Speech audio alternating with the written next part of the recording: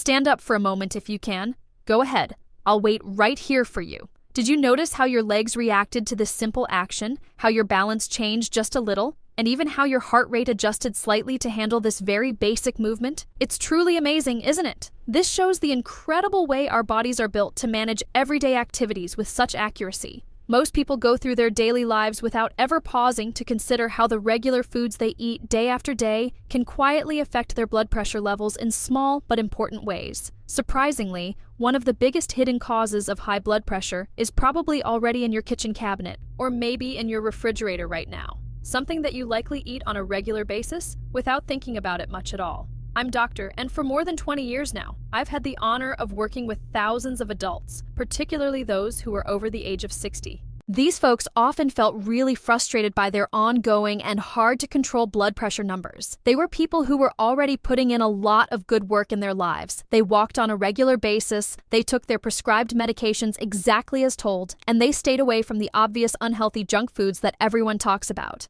Yet, even with all of these good efforts, their blood pressure readings kept going higher and higher, which made them feel quite down and helpless at times. High blood pressure doesn't usually appear all of a sudden or come from out of nowhere. Instead, it grows slowly and steadily over time. It's driven by those small, everyday foods that find their way into your daily routine almost without you noticing them. These foods look totally harmless when you're eating them. They don't cause any big or immediate symptoms that would warn you right away. But over weeks, months, and even years, they keep pushing your blood pressure numbers up in a slow way that can seem almost unnoticed until it's too late. Over the next 23 minutes or so, I'm going to guide you step by step through my 5-step FRESH protocol. This method is simple, practical, and has been put together to help you regain control over your blood pressure in a real way. The approach is backed by strong scientific evidence from trusted places, such as research done by the American Heart Association, studies from Harvard Medical School, and many other reviewed studies that have appeared in some of the top medical journals in the world. These sources give a solid base for everything we'll cover. To make this talk feel more personal and right for your own situation, I'd really like it if you could share your age in the comments section below. Your age makes a big difference in how your body responds to these common everyday foods that we all come across on a regular basis. It helps make the advice even more suited to where you are in your life. By the time we finish this conversation together, you'll have a much better idea of which hidden foods might be adding to your high blood pressure right now. You'll also find out why these particular foods often have a bigger effect on adults over the age of 60. And, most importantly, you'll get some practical and easy steps that you can start using right away. These steps will help you lessen their effect without making you give up the foods that you really like and enjoy in your daily life. Let's begin with one of the most common hidden problems: sodium. Let's think about sodium and how it causes water retention in a very straightforward and easy-to-follow way. Imagine a garden hose for a second. Think of your arteries as those bendy tubes, and your blood moving through them, just like water flows through the hose. When you get too much salt from what you eat, your body naturally keeps extra water to try to thin out that higher sodium level. This extra water then raises the pressure inside those arterial tubes. Over time, this extra pressure starts to harm the delicate inner walls of your arteries, making them stiffer and much less bendy than they should be in a healthy body. Also, sodium tells your kidneys to hold on to even more water, which then boosts your overall blood volume and adds more strain to your whole heart and blood vessel system. Harvard researchers did a detailed study where they watched 1,200 adults for a full 5 years. The results were very telling. Those who ate more than 2,300 mg of sodium each day had a 38% higher chance of getting high blood pressure compared to people who kept their daily intake under 1,500 mg. This kind of information really shows why it's so important to pay close attention. Many people tell themselves things like, "I don't put that much salt on my food, I only add a little bit here and there on my meals." But the real truth is that sodium is hidden in so many surprising spots. In processed meats like deli meats and bacon, in canned soups, in ready-made sauces, in different condiments, and even in regular salad dressings.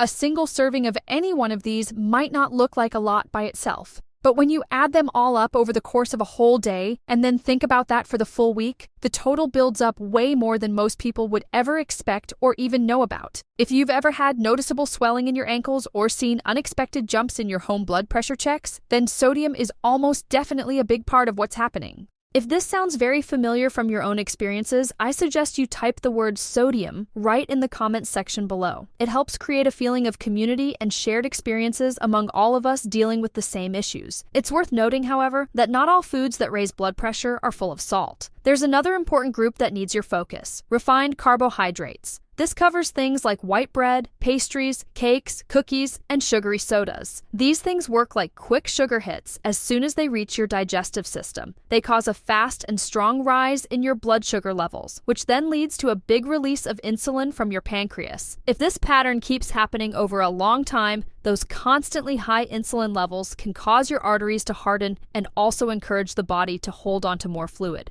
Both of these actions help raise your blood pressure over time. In a study from Johns Hopkins University, researchers tracked 850 adults over a whole decade. They found something really interesting. The people who ate the most refined carbohydrates had 52% more stiffness in their arteries compared to those who mostly chose whole grains in their meals.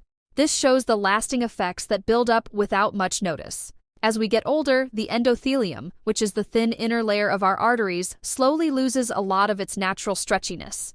You can picture it as an old rubber band that has been pulled and left out in the weather for many years, turning hard and much less flexible as a result. Once the flexibility in your arteries starts to drop, even small increases in blood volume or brief moments of sugar-related stress can lead to clear rises in blood pressure that feel stronger. For adults who are over 60, the function of the endothelium often drops by about 30 to 40% when compared to younger adults. When you combine that natural change from age with extra sodium or too many refined carbs and sugars, your blood vessels struggle more to handle the needs of daily life and the pressures we all deal with. There are also some other things that people often miss, but that can add to the issue in a building way. These include store-bought salad dressings, pickled items, many frozen ready meals, and some kinds of cheese. These foods usually mix high amounts of sodium, added sugars, and unhealthy fats all together in one easy package. On their own, each one might not seem like a worry at first, but as they add up from day to day, it's similar to having small stones in your shoes. At the start, you barely feel them, but soon enough, every step begins to feel more tiring and hard as the buildup grows.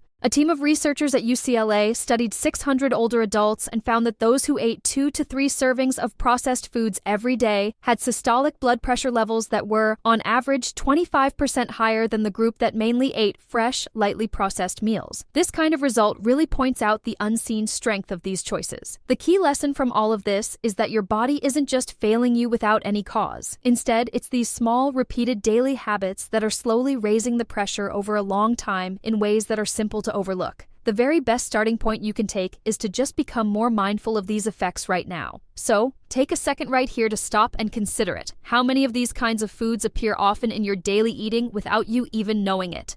Go ahead and share your true guess in the comments below so we can all gain from one another and feel more connected. Let me tell you about a couple of true stories to make this more real and helpful for everyone listening. First, there's Mary, who is 68 years old. She truly thought that she was eating healthy overall. She made sure to walk every day, she fully avoided alcohol, and she steered clear of obvious junk food as much as she could. But her blood pressure stayed around 145/90 on most days, which was upsetting for her and hurt her confidence. When we looked closely at her usual daily meals during our talks, we noticed some small but key patterns that had gone unseen. She was putting 2 tablespoons of creamy salad dressing on her lunch salad every single time. She ate a frozen ready meal about 3 times a week for ease, and she had a small amount of pickles almost every day as a side dish. By themselves, none of these looked like a major problem back then. But when put together over weeks, they were slowly but surely raising her blood pressure numbers in a steady manner. After she stuck to the fresh protocol for just 4 weeks, Mary's blood pressure went down to a much better 124/78.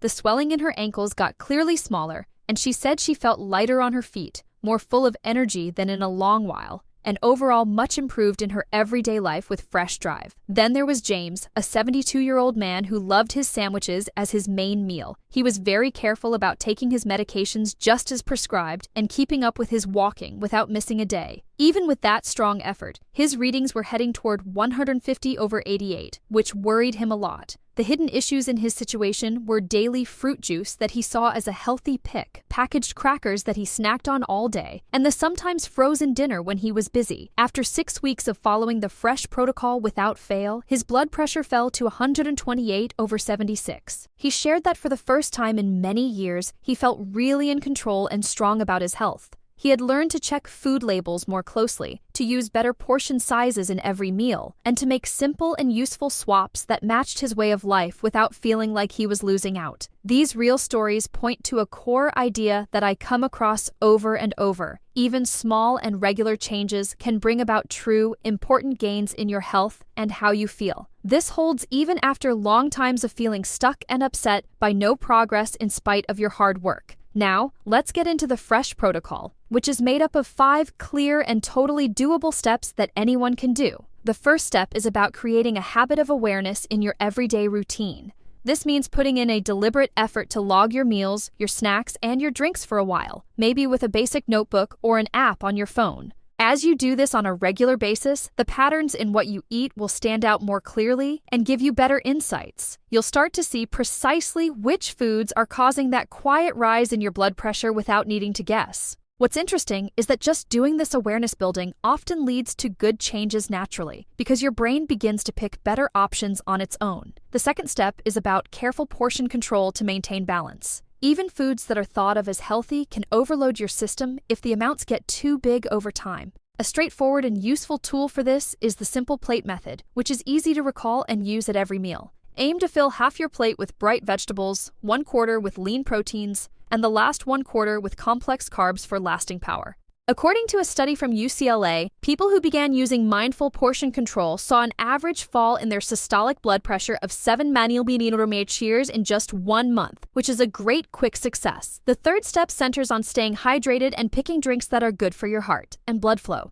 This step suggests switching out fruit juices, sweet teas, and flavored waters for regular water, herbal teas without sugar, or water with added slices of lemon, cucumber, or fresh berries for some light taste. Keeping your water intake steady and solid helps stop those ups and downs in fluids that can add stress to your blood vessels and kidneys all day long. The fourth step focuses on reducing refined carbohydrates and added sugars in a clever manner. You'll need to swap things like white bread, pastries, and sugary drinks for better choices, such as whole grains, fresh berries, and beans that give more good nutrients.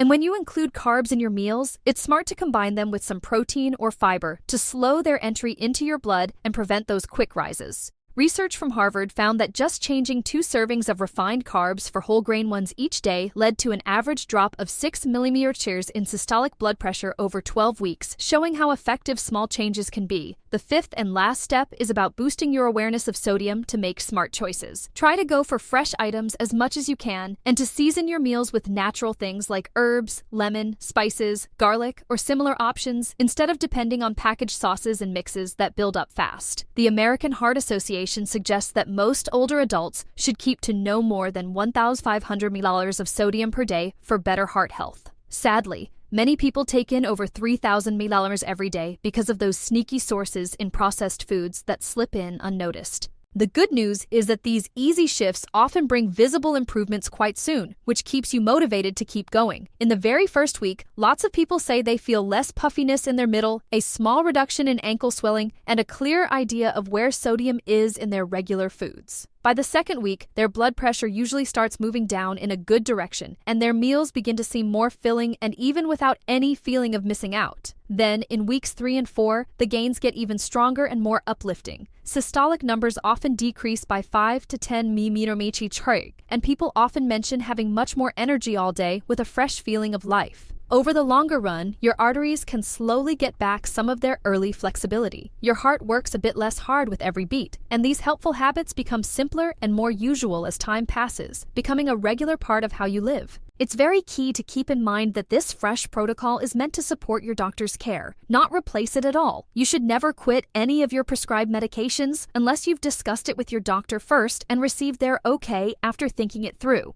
If you have other health issues like kidney problems, heart issues, or diabetes, it's extra important to talk to your doctor before any major shifts in your sodium or fluid intake to stay safe. Always aim for slow progress instead of trying to fix everything at once in a hurry. This helps you avoid getting worn out and raises the odds that these new ways will stay with you for good and feel normal. Begin by focusing on just one change at a time to grow your progress steadily. You can also prepare yourself for success by making some basic changes to your home setup that back up your aims. For example, place healthy options like fresh fruit, cut-up veggies, and unsalted nuts in spots where they're quick to spot and grab when you want them. At the same time, put those high sodium and high sugar things in areas that are a little harder to reach so they're not the first ones you see. Take up the habit of eating mindfully by shutting off things like the TV or your phone while you eat. Spend time truly savoring the tastes and feels of your food, and watch how much you take in so you stay connected to what your body is telling you. Solid hydration goes beyond just drinking when you're thirsty. It helps kidney health at a deeper level, keeps your body salts in good balance for better total wellness, and can even help your medications do their job better as part of your daily life. Managing stress is another vital part that people sometimes forget.